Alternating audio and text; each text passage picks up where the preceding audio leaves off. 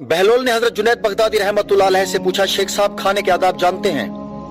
कहने लगे, बिस्मिल्लाह कहना, अपने सामने से खाना, लुकमा छोटा लेना, सीधे हाथ से खाना, खूब चबाकर खाना, दूसरों के लुकमा पर नजर न करना, अल्लाह का जिक्र करना, अल्हम्दुलिल्लाह कहना, अव्वल व आखिर हाथ धोना।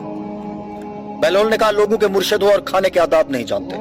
अपने दामन को झाड़ा और वहां से उठकर आगे चल दिए। शेख साहब भी पीछे चल दिए। मुरीदों ने इसरार किया, सरकार वो दीवाना है। लेकिन शेख साहब फिर वहां पहुंचे। बहलोल ने सलाम का जवाब दिया और फिर पूछा, कौन हो? कहा, जुनैद बगदादी जो खाने के आदाब नहीं जानता।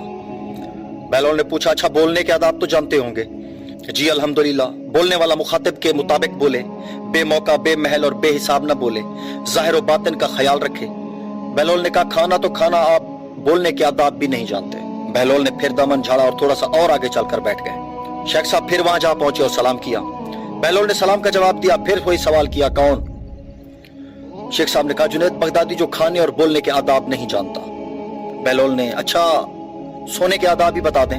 कहा, नमाज ईशा के बाद जिक्र तस्बीह, सूरा और वो सारे आदाब बता दिए जो रिवायत में जिक्र हुए हैं। बहलोल ने कहा, आप ये भी नहीं जानते? उठकर आगे चलना ही चाहते थे कि शेख साहब ने दामन पकड़ लिया और कहा, जब मैं नहीं जानता तो बताना आप पर वाजिब है। बहलोल ने कहा, जो आदाब आप बता रहे हैं वो फरआ है और असल कुछ और है।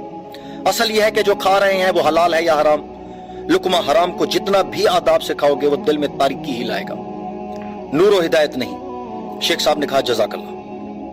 बहलोल ने कहा, कलाम में असल यह है कि जो बोलो अल्लाह की रजा और खुशनुदी के लिए बोलो। अगर किसी दुनियावी गर्ज के लिए बोलोगे या बेहुदा बोलोगे तो वो वबाल जान बन जाएगा।